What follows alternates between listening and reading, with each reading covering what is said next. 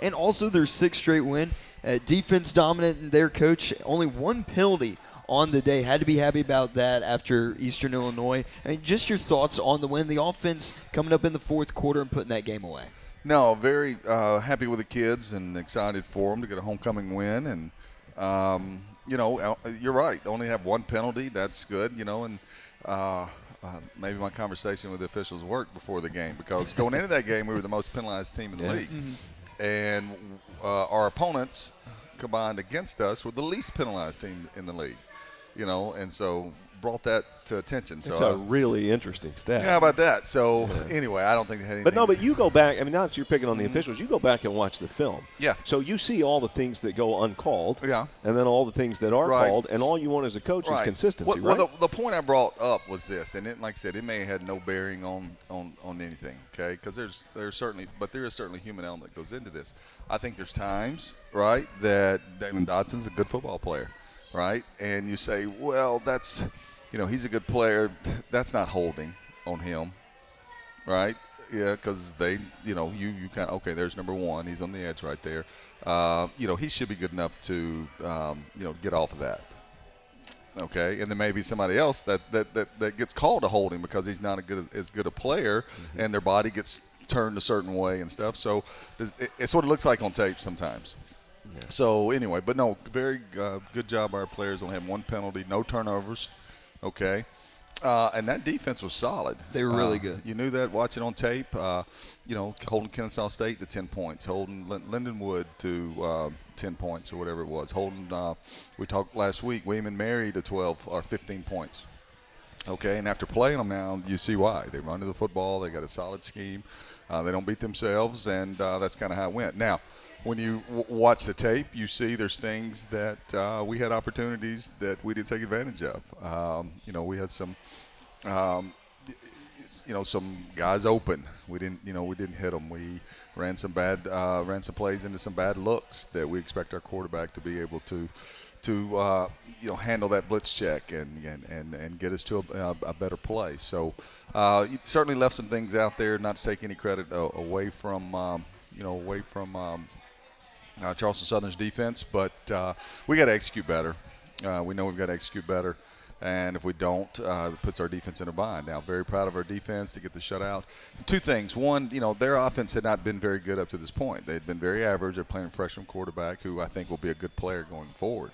But to mentally not have a letdown when you should be playing well against them. Statistically, for 6 games, this is what they've been, okay? So statistically, here's where you've been. So, but you can't listen to that. You can't just read into that. You have to go and do it, and you have to go and play. And so very proud of our defensive staff and our defensive players to not have a letdown. They were very hungry to get that shutout. Jalen Sharp, one time we had a substitution issue, and I took a timeout because we looked a little bit discombobulated. And, he was furious, not with me, but just with the little bit of confusion of getting subs on and off, okay, because he didn't want to give up a first down. And the play before, they had a guy running open and just couldn't get it to him, and he had seen that. And, his reply was, I want to get this shutout. Let's get this thing organized, ready to go. So the mindset was there. The execution was there. And I also think as our defense was watching the flow of the game and surprised that we're only up 3-0 at halftime, it kept them focused in the second half that, hey, we can't have a lapse here. Right now our offense doesn't have it going. This is a defensive game, and, all of a sudden we give up a play, guys. We're behind. Mm-hmm. And so, so appreciate their maturity. Good homecoming win and, get us to 3-0 in the conference. And, I thought it was weird early because, again, in a defensive battle like that, I felt the energy level was low. I wasn't on the field with you. I was from their team, maybe our team at times. It appeared that way. There just wasn't a lot of going on because there wasn't a lot of offense. But you created energy in the second half. Like you flipped that script. Well, it's hard when you're going some 3 and outs or you're, getting a drive or 2 and then you kind of sputter a little bit. I'm not blaming you. I'm blaming our crowd. Well, yeah, and I don't, but this is truth. Yeah. I mean, everybody wants to see offense. Yeah. I mean, it was a little laid back crowd because I think, I've got a lot of backhanded compliments in the last 48 hours. Great, ugly win. Yeah, yeah. You know, well, like I said, we've created that those expectations, and that's okay, right? We're still 10th in the country in total offense, or whatever it is. But the last 3 games have been challenges for us, and now we're playing better defenses. Some things are on tape and tendencies you don't get out there. So you have to meet those expectations and execute at such a high level. But no, this is a pretty mature team. And as we talk, this week will be a little bit different when I say that because of the caliber of team that we're playing. When the players turn the tape on and see, I won't have to say a whole lot about getting themselves ready to play because the team we're playing this week is the best FCS team we've played to this point. Not even close. Okay, their defense is. The tape looks like it's sped up. Okay, they've got good players. I think I saw 6 or 7 seniors or graduates on their defense. It's a defense that went into the second round of the playoffs last year, who won a game and got to the second round. I believe I'm correct on that. So it's a challenge and it's on the road. And Gardner-Webb, of course, Coach, talking about them. Very good football team, preseason pick number 2 in the Big South OVC. But just talking about more about Charleston Southern, I mean, brought that tough test on defense. He talked about that. Your defense was up to the call. Tevin with 9 tackles. Josh Hastings, good game from him, especially after he had been injured. Yeah. Calvante's got a pick as well. And this group just suffocating the opposing team. I mean, what was their mentality going into the day? I mean, you talked about their offense not being the best. But still, they went in there and with a chip on their shoulder because I know everyone's been talking about Sam and everyone's been talking about the offense. But they went in there and they got the job done defensively and made it very difficult for them to move forward. No, a couple things. One, we're starting to our younger defensive linemen are starting to come on. All right, so that allows Jared Johnson and Jay Rogers and Dot to get some blows. Okay, and we're not dropping off in caliber of players. When we make that change, okay? Perk, he plays harder and he's starting to play his technique and responsibility a lot better, and his effort right now is unmatched, and we're very excited about that. He's a redshirt freshman, and then Burton, as a true freshman, has been playing, and so very pleased with that group. That's such a subtle thing that a lot of fans don't realize. Yeah. But when your younger players are better, the more playing time players get a chance to rest, which makes them stronger in the fourth quarter. Well, and if you know that you're going out there as a defensive lineman to play 50 plays, okay, there's times where, I'm blocked, okay, but as long as I'm in my gap, I'm okay. But if you know that you might be coming out, if you know that, if you just had a 3-play rest, whatever, then you may split that double team and not only do your job, but add something else extra to the play. So that's the advantage of playing a lot of players, and there's a lot of investment throughout the week of when you know that you got a chance to get into the game. Getting Hastings back was big for us. He's a very good player. Been out for roughly around 3 weeks. Okay, and so for having him play a significant part of the game is a boost for us back there. And Key's a veteran. It's good to see him getting an interception. I mean, it's hard when you go from one program for I guess he was there for 5 years to another program. It's hard. Now I think it helped him with Tank. They're brothers, same dad, and that's been an easier transition for him. But that's a different deal, and he's had nothing but great, mature words of advice for our team when he would see us maybe hitting a lull in practice or some things that need to be said.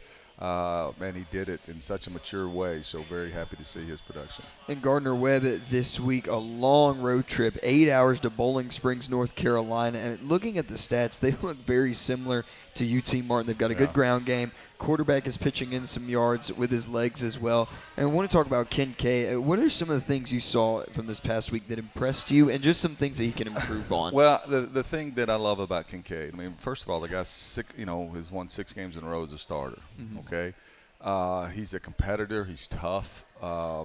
He's not about. He'll do whatever's necessary to win the game. He doesn't come in and say, "Why aren't we throwing it 45, 50 times?" No, he's a great teammate, and he's a competitor, and he's tough. Okay, so those are some really good things, and he made some plays throughout the game that got us over the hump. All right, but there's other plays that we need him to make, and starting this week against better defenses, that we need him to pitch in the pass game we were looking at some different stats because you're always trying to find different ways to present things to guys, right? Okay, right. And I think there was 5 to 7 times that that the ball could have been checked down, all right, which would have got us, at least 5 more completions, okay?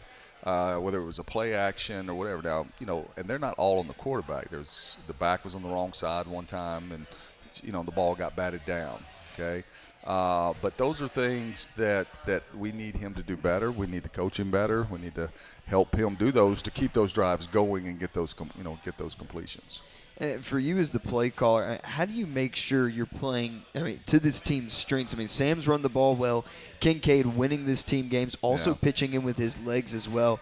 But how do you keep this offense balanced? Because I know there are people out there that say, well, why not just run with Sam every play because he's so talented? But obviously he's human. He needs a break. Yeah. And also you need to keep defenses guessing with throwing the football as well. So what are some of the challenges that you're presented with in play call? Well, a couple of things. One, you want to make sure that you're when you look at your percentages, are you 80% run on first down? Or, I think we talked about this a couple weeks ago. And for us to be, at least 75-25 run the pass first down, I could live with that. You'd rather be probably 60-40, okay? Second down, we're probably big run. Second long, we're probably big run, and then third down just depends on the down and distance. You're really wanting to not only keep the defense on their heels, but the other coaching staff. Oh no, absolutely no more that. Yeah, because they're going to call certain to prevent the pass or for the run or whatever. So you're always looking at those type of things. But then again, at the end of the day, we have to put ourselves in formations that. Okay, whether it's run or pass, we still have good numbers if we choose to run it. Run or pass, we still have the coverage, one or two of the coverages that we're wanting to get out of this formation. Okay, so that part is kind of universal in college football. The thing that we need to do a better job, I need to do a better job, is other people got to consistently chip in and be part of the offense. Okay, by this point we know who can run with the football in their hand. What I mean by that is a guy like Rucker. Okay, we've got to get the ball in his hands more. Do you see it? The little screen we threw to him ended up in man coverage, so his guy not blocked. The quarterback should have seen it, but he didn't, and Rucker breaks like 5 tackles. And it's only a 6 or 7 yard gain, but it's a huge gain. Could have been a 5-yard loss. All right, but he's proved to us that he's good with the ball in his hand. He's a very physical player. Tank, we got to get it in Tank's hand more. Marlon Cook, because he's big and strong, we got to get it in his hand more. DJ Nelson has got the best hands on the team. Okay, so when you get in the red zone, it's how do we get DJ the ball, because he's proved he'll catch the football in traffic. So. There's different things. Now, the game dictates it, all right? But early in the game, and nothing against our other backs, nothing against our other players, okay? But there's got to be more of guys that prove in this point that they've earned the right to touch the football, and you've got to be able to get it to them with an opportunity to get first downs. And this on defense, you talked about it with Coffee with Coach a few weeks ago, that there was a fumble from Glover Cook. No bad body language on the sidelines. He recovers his own fumble, and the defense, they strap it up and they're ready to get back on the field. Offensively, the defense might give up some touchdowns, but the offense is ready to get back on the field, get those points back up on the board. How special is it for you when you have guys on both sides that focus in on doing their specific job and doing it well? No, it's very rewarding. Tony was asking me when he came in that one of the new players that walked on our program, I think, had an academic meeting with him, and I guess they were talking about how things go. And the kid just joined us, a couple weeks ago, and I thought this was a great compliment to our players and to the culture of the program. He said, and I guess it was last week we were 5-1, before this game. He said, at practice, some days you wouldn't know if we were 5-1 or 1-5. Okay, so that was a very much a credit to the players. Not that the atmosphere is bad or whatever, but our philosophy is kind of been, we're not so good and not so hungry for success that if we got to eat off the floor for that success, right, we'll eat off the floor. Well said. Right? Okay, and that's you really can't go wrong with that type of mentality in anything in life, right? You've never arrived. You never take anything for granted, and so there's times I have to remind them, hey, that doesn't look like you're so starving for success that you'll pick that cookie up off the floor, and not wait for somebody to bring you. A new one. I love that. Love it. Well, Coach, good luck this weekend against Gardner Webb. We'll see you there in Bowling Springs. Should be a fun match. Are you doing this one on Zoom, or are you actually driving now? We're driving this. We're driving. Alex and I are hitting the road. You know what? You're starting to develop that Skyhawk mentality. I'm digging this. He's not taking a flight or anything. No. You're eating off the floor, man. Hey, Let's that's go. what it is. Got to eat off the floor. Eat off the floor. And today's his Eat the birthday. scraps. Hey, happy birthday, Thank you, man. Coach. Thank you. I appreciate it. All right. It's good to know that. 19?